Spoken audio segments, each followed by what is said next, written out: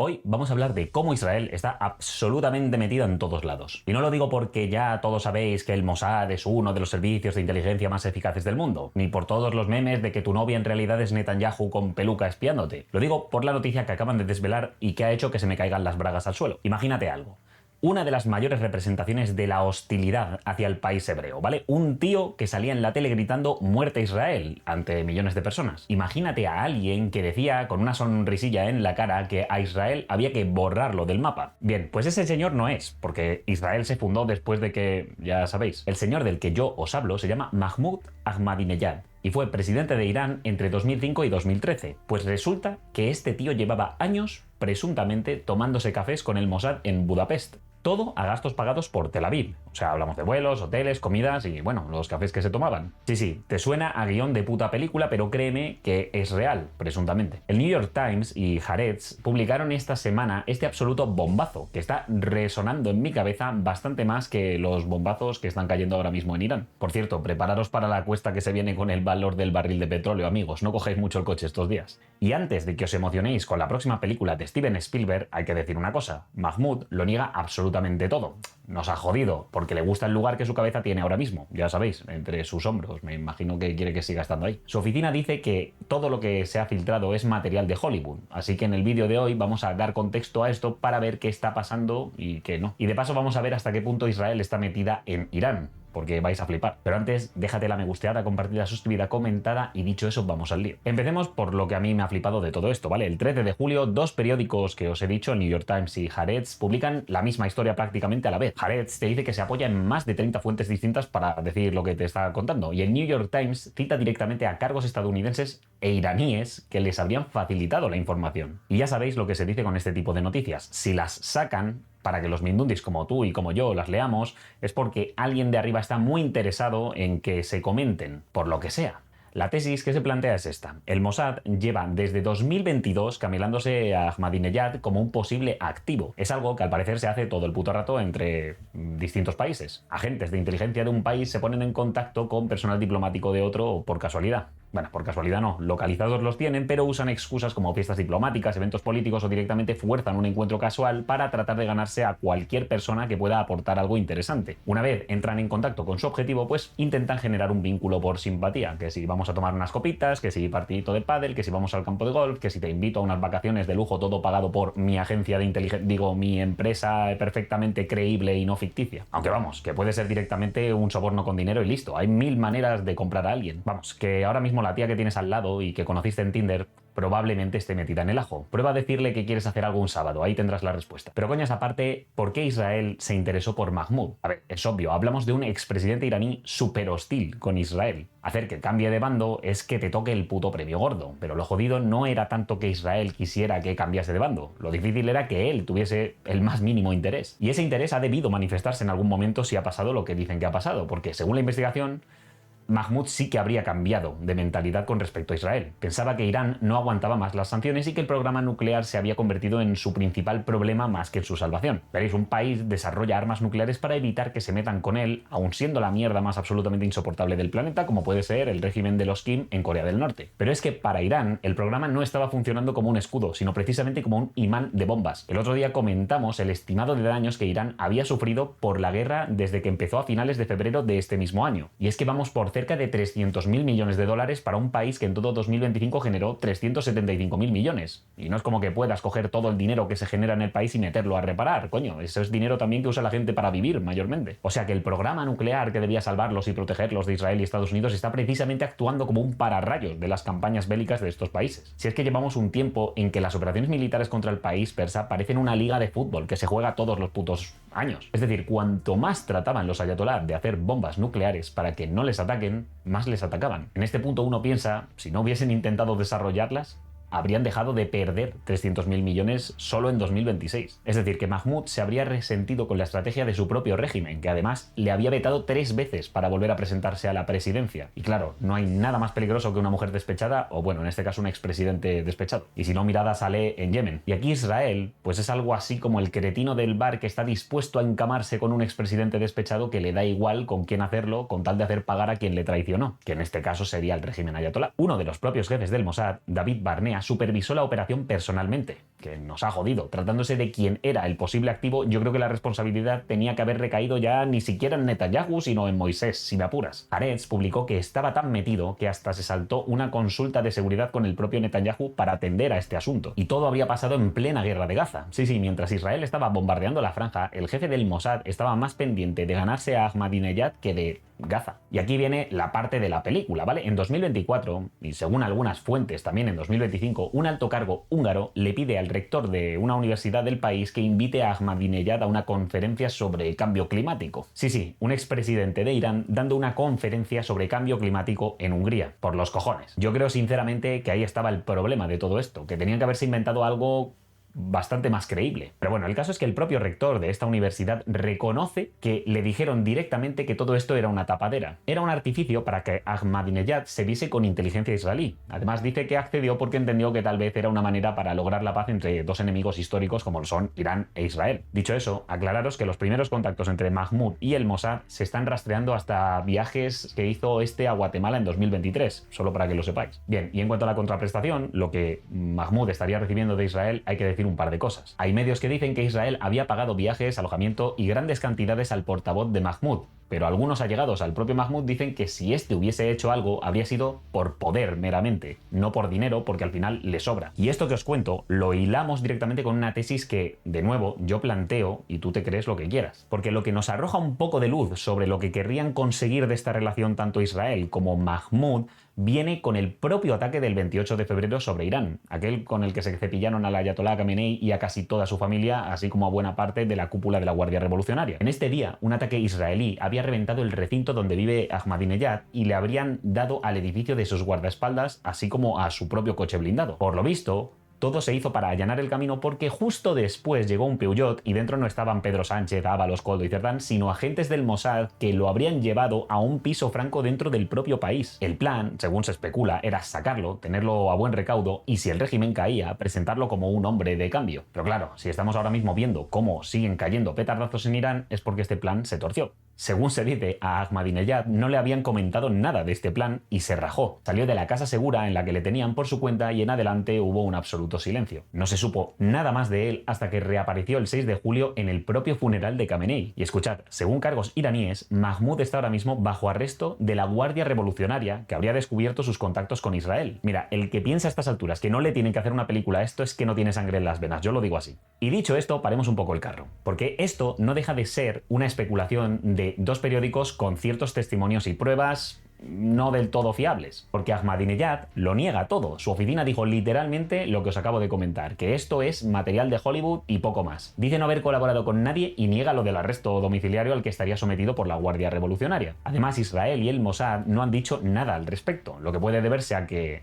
es verdad o a que le interesa que pensemos que es verdad. A todo esto, los periódicos que han publicado esta noticia dicen que han hablado con cargos israelíes que señalaban que desde el principio el plan parecía una locura. Y oye, yo no soy cargo israelí, pero me uno a la piña. La inteligencia militar israelí lo veía completamente inviable y tachaba varias partes del plan directamente como ciencia ficción. Sí, tanto Mahmoud como cargos israelíes coinciden en que muchas partes de lo que se está comentando son hollywoodienses o son ciencia ficción. Más que nada porque muchos cargos y políticos israelíes que estarían metidos en el ajo se preguntaron lo mismo que te estarás preguntando tú. ¿De verdad les interesaba poner a mandar en Irán a un expresidente que ya era un problema para ellos en su momento solo porque ha cambiado de idea respecto a las armas nucleares? No es precisamente el mejor candidato posible. Pero bueno, dicho eso, rebobinemos porque yo quiero plantearte una pregunta sobre lo ocurrido, supuestamente, que yo al menos no llego a comprender. ¿Por qué el Mossad en mitad de Irán, durante los primeros ataques y habiéndose arriesgado para sacar a Mahmoud, dejaría que uno de sus activos más valiosos abandonase por su propia cuenta la casa segura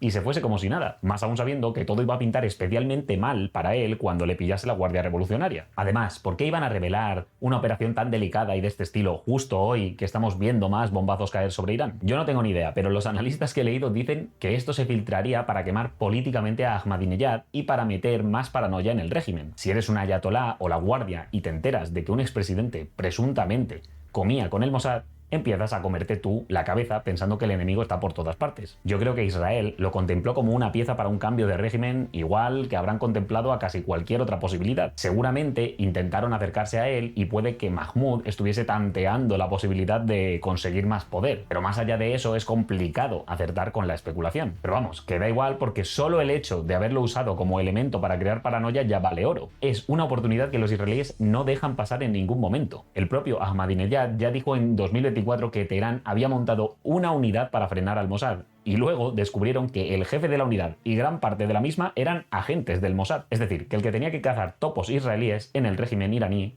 era a su vez un topo israelí. Es irónico. Israel lleva décadas metiéndose hasta en la cocina de Irán, y os pongo más ejemplos, ¿vale? En 2010 Israel infectó la central de enriquecimiento de Natanz. Sí, una de estas donde tienen centrifugadoras para enriquecer uranio. Una que también fue bombardeada el año pasado durante la operación Midnight Hammer. Pues tal como os digo, crearon un virus informático junto a Estados Unidos, lo colaron en la central e hicieron que las centrifugadoras se autodestruyesen girando mal. Pensad que estas centrales están completamente aisladas de internet, así que lo colaron usando un topo iraní reclutado que lo metió a mano con un USB o algo por el estilo. Tenéis más ejemplos. En 2018 se llevó a cabo el robo del archivo nuclear. El Mossad se infiltró en un almacén provisional al que Irán había movido documentación de su programa de armamento nuclear para ocultarlo de inspecciones internacionales. En 6 horas sacaron media tonelada de información del proyecto Ahmad, un programa secreto con el que Irán había investigado cómo fabricar y probar una bomba atómica, entre otras cosas. Netanyahu lo enseñó en directo por la tele para humillarles. Por no hablar que desde 2007 una cadena de asesinatos atribuidos a Israel está decapitando el programa nuclear iraní. O sea que el Mossad lleva 2 décadas prácticamente cargándose a personal clave del programa. El más sonado ocurrió en 2020 y el objetivo era el padre del programa iraní. Fue abatido cerca de Teherán con una ametralladora teledirigida por control remoto. Sí, al estilo Breaking Bad. O sea que se lo cargaron sin pisar el lugar. Y podéis añadir a eso la treintena de científicos que Irán dice haber perdido en los ataques de junio de 2025. Otro caso. En 2024 se cargaron a Ismail Haniyeh, el líder de Hamas. Lo hicieron en pleno Teherán en una casa de huéspedes de la propia Guardia Revolucionaria. Para ello usaron una bomba que presuntamente llevaba 2 meses escondida en la habitación. 2 meses dentro de un edificio oficial iraní. Bueno, y en 2025, antes de los bombardeos, el Mossad ya tenía gente y armas dentro de Irán para atacar a los lanzadores y antiaéreos iraníes. Es decir, que habían montado una base de drones en suelo iraní, es decir, que tenían a comandos operando en la propia Teherán antes de los ataques del año pasado. Y cuando esos ataques empezaron, activaron docenas de células que reventaron las defensas antiaéreas desde dentro y despejaron el cielo para la aviación. Vamos, que desde dentro abrieron la puerta de los cielos iraníes a su propia aviación, además de cargarse a varios cargos de la Guardia Revolucionaria durante el proceso. Pero sí, obviamente voy a mencionar uno de los casos más sonados, que es el de los buscas explosivos. Veréis, en Líbano opera Hezbollah, que es una organización terrorista que funciona como proxy de Irán.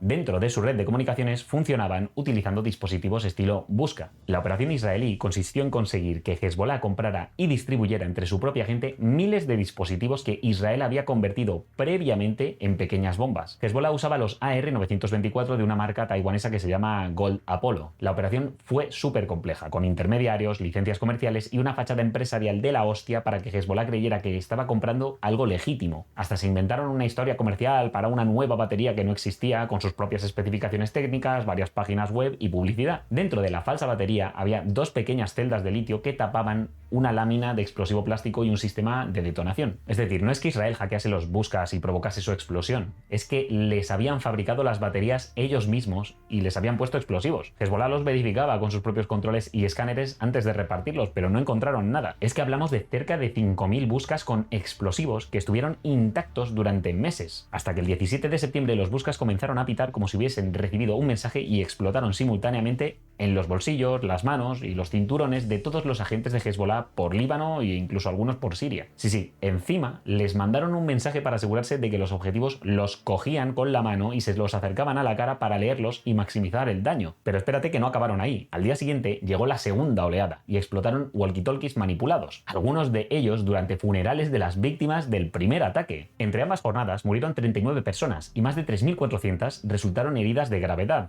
incluidos miembros de Hezbollah, pero ojo, también civiles que estaban cerca de los aparatos. Llegados a este punto, la duda que a mí me viene es ¿cuánta gente tiene Israel metida en Irán? Pues escúchame, la respuesta es que nadie tiene ni puta idea. Fuentes israelíes hablan de una masa de agentes y de docenas de células. Se habla de infiltración hasta el máximo nivel y agentes extranjeros entrenados en Israel para evitar asociación directa. Claro que después de los ataques y con toda la paranoia, Irán llevó a cabo una caza de brujas digna de la Inquisición y detuvo a miles de personas buscando espías. Hasta ejecutaron a un científico nuclear acusado de pasar datos a Israel. Se dice que gran parte del éxito de la infiltración israelí en Irán es debido a que muchísimos iraníes odian al propio régimen lo suficiente como para arriesgar su vida y servir de agentes para el Mossad. Eso facilita muchísimo el reclutamiento de agentes. Además que la seguridad iraní, según se dice, es una puta mierda. Reprimen mucho, pero se les cuela mucho al mismo tiempo. Al final no es más limpio el que más limpia, sino el que menos ensucia. Vamos, que no solo es que Israel sea la polla en espionaje, sino que se le suma que Irán es bastante mediocre en contraespionaje, pese a ser un país dirigido por un régimen totalitario con muchas herramientas de represión y control a su alcance. Y todo esto Israel lo hace por un motivo. A ti te pueden caer peor o mejor y puedes alinearte, no alinearte o ser completamente indiferente a sus objetivos, pero lo que tienes que entender es que esto nace en 1979 con la Revolución Islámica. Irán pasa de ser supercolega de Israel a pedir su muerte como política de Estado. Se puso a financiar proxies alrededor del país hebreo como Hezbollah, Hamas, los hutíes y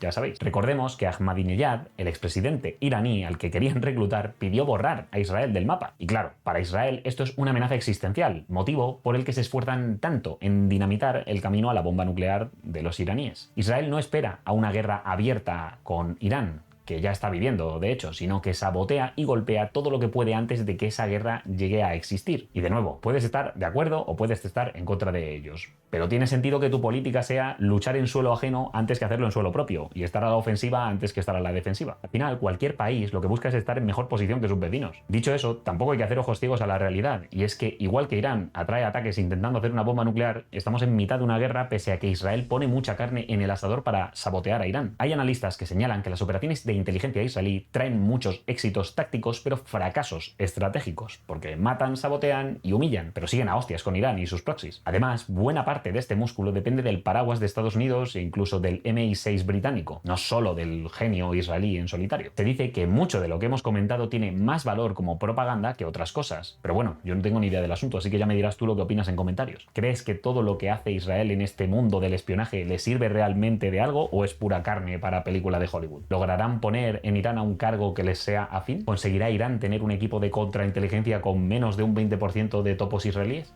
Te leo, suscríbete si no lo has hecho y hazte miembro que ayuda mucho al canal. Echa un ojo a los vídeos para mantenerte en el debate y nos vemos en la próxima. Hasta luego.